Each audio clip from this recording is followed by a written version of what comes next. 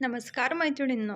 गणपती बाप्पाला आवडणारे उकडीचे मोदक कसे बनवायचे आणि परफेक्ट कसे बनवायचे ते आज आपण शिकूया. मी इथे 2 कप ओल्या नारळाचा चव घेतलेला आहे आणि याच्याकरता मी 1.25 कप गूळ घेतलेला आहे. आता हे दोन्ही मिश्रण 1-2 चम्मच मी यामध्ये तूप पण टाकलेलं आहे. इथं जर तुम्ही तूप नाही टाकलं तरी पण चालेल, कारण कोकोनटलाच स्वतःचं एक ऑइल असते, ते सुटत जातं. जसजसं हे शिजत जातं तसतसं हे छान असं मिळून येतं. जो गूळ वितळलेला होता तो पण आता छान आटलेला आहे. आणि आता यामध्ये आपण टाकू भाजलेली खसखस. खसखस यामध्ये खूप छान चव येते खसखस टाकल्यामुळे. इथे तुम्ही फ्रूटचा पण वापर करू शकता. ज्यांना आवडत असेल त्यांनी क्रश करून ड्रायफ्रूट्स पण टाकू शकता. पण मला इथे यामध्ये तेवढं आवडत नाही तर मी नाही टाकलं. मला यामध्ये खसखस आणि खोबऱ्याची चव अतिशय मला भन्नाट वाटते, तर मी तेवढंच टाकलेलं आहे. जर तुम्हाला आवडत असेल तर तुम्ही टाकू शकता. बस हे थोडंसं अजून याला थोडंसं असं शिजवल्यासारखं करायचं. बस 10 मिनटामध्ये आपलं हे सारण रेडी होऊन जातं. बघा, आता आपलं हे सारण एकदम मोदकमध्ये भरायला रेडी झालेलं आहे. आता आपण इथे उकड काढून घेऊया तांदळाच्या पिठीची. इथे तांदूळ कुठला घ्यायचा ते मी तुम्हाला सांगते नंतर, पण इथे मी आधी सांगते. मी इथे 2.5 कप पाणी घेतलेलं आहे. आता या पाण्यामध्ये आपण चवीपुरती मीठ टाकूया. मी इथे 1 टीस्पून मीठ टाकलेलं आहे आणि 2 ते 3 चम्मच साखर टाकायची. साखरेमुळे आणि मिठामुळे त्या पातीला छान चव येते. आणि 1 ते 2 चम्मच तूप टाकायचं. या स्टेजला सुद्धा तुम्ही इथे फूड कलर टाकू शकता. पाण्याला उकळी आलेली आहे. 2.5 कप आपण इथे पाणी टाकलं होतं, तर 2.5 कपच इथे तांदळाची पिठी घ्यायची आहे. जर तुम्ही 2 कप पाणी टाकलं तर 2 कपच तांदळाची पिठी घ्यायची आहे. आणि याला छान असं एखाद्या चमच्याने मिक्स करून घ्यायचं, किंवा बेलण्याने पण करू शकता तुम्ही. आणि मिक्स केल्यानंतर 10 ते 15 मिनटं याला छान झाकून ठेवून द्यायचं, गॅस बंद करून. आणि यावेळेला जेव्हा आपण पिठी टाकतो त्यावेळेला गॅस स्लो करायची आणि नंतरच पिठी टाकायची. आता हे छान मिक्स झालेलं आहे. आपण याला झाकून ठेवून देऊ. आणि इथे तांदळाची पिठी कुठल्या तांदळाची घ्यायची, तर इथे बासमती जर तुकडा तांदूळ तुम्ही घेतला किंवा बासमती जर तांदूळ घेतला तर तर कसा तो क्रॅक होण्याची जास्त भीती असते, मोदक आणि ती पाती वगैरे. आणि इथे कसा आंबा मोहर किंवा तुम्ही इंद्रायणी जो तांदूळ असतो ना, त्याची तुम्ही पिठी तयार करू शकता. इंद्रायणी तांदळाला छान सुवास असतो. मी इथे इंद्रायणी तांदूळच वापरलेला आहे पिठी बनवण्याकरता. नवीन तांदळाची पिठी घ्यायची नाही, त्यामुळे मोदक चिवट आणि असे चिकट होतात. किंवा तुमच्याकडे जे पण तुम्ही तांदूळ खात असाल त्या तांदळाची पिठी तयार करून मोदक तयार करून बघा, पाती तयार करून बघा. जर जमले तर तुम्ही तेच तांदूळ वापरू शकता. यामध्ये जेव्हा मी उकड घेतली त्यावेळेला मी याच्यामध्ये तूप आणि रंग टाकलेला नव्हता, तर या स्टेजला मी इथे तूप आणि येलो कलर इथे टाकणार आहे.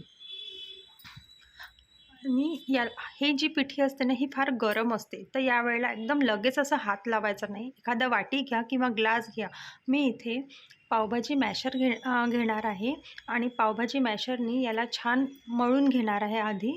आणि त्यानंतर दोन्ही हाताचा वापर करून मी हे सगळं पीठ मळून घेणार आहे, अगदी मऊसूद होईपर्यंत. ही प्रोसेस झाल्यानंतर पीठ थोडंसं थंड होऊन जातं. मग दोन्ही हाताचा जेव्हा आपण वापर करू त्यावेळेला जर आपल्याला गरज वाटेल तर पाण्याचा प्रयोग करून ते पीठ छान मळून घ्यायचं. बघा, मी थोडं थोडं पाणी घेतलेलं आहे पीठ मळताना. तांदळावर पण डिपेंड असतं की ते किती पाणी पिणार. मी जे तुम्हाला प्रमाण सांगितलं ते योग्यच आहे, पण कधी वरून थोडंसं पाणी लागू शकतं. इथे जे आपण पिठी तयार करून घेतली आहे ते अगदी परफेक्ट आहे. ते कसं ओळखायचं? तर आपण एक पारी तयार करून घेऊया या पिठापासनं. बघा, मी तयार केलेली आहे.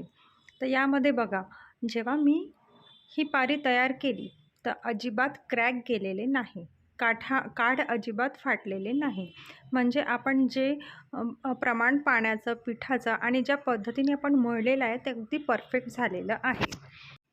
मोदक तयार करताना पिठाचा किंवा तुपाचा हात घ्या आणि अशा 3 बोटांच्या सहाय्याने पाकळ्या पाडत जायच्या.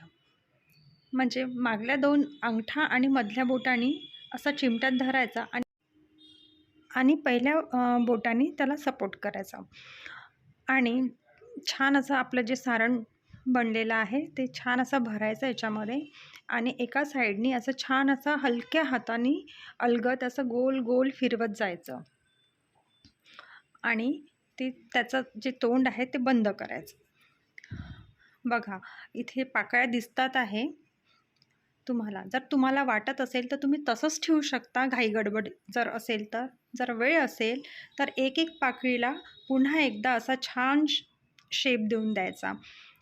एक एक पाकळी अशी खालपर्यंत छान अशी शेप देत तिला खालपर्यंत आणायचं.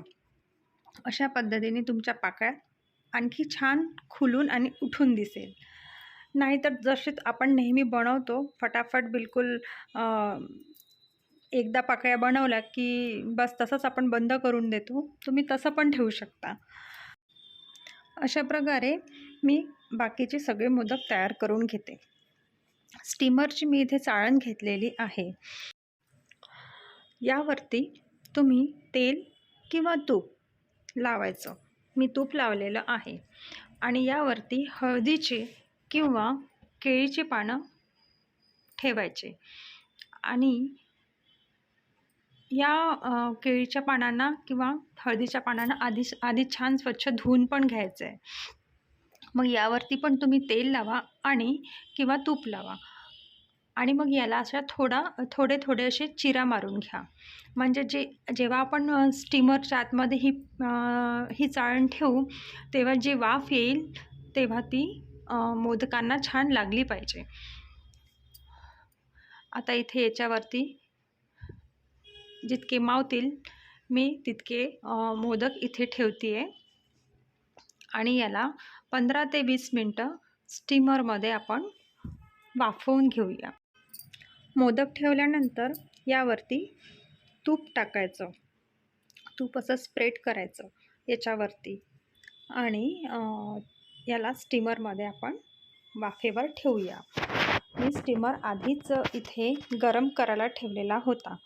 बघा, छान पाणी खळखळीत उकळलेलं आहे. आता इथे आपण मोदक स्टीम करायला ठेवूया आणि याला छान झाकून देऊया. हे मी 15 मिनटाकरता ठेवते आहे. 15 मिनटानंतर आपण उघडून बघू. बघा, किती सुंदर मोदक तयार झालेले आहे.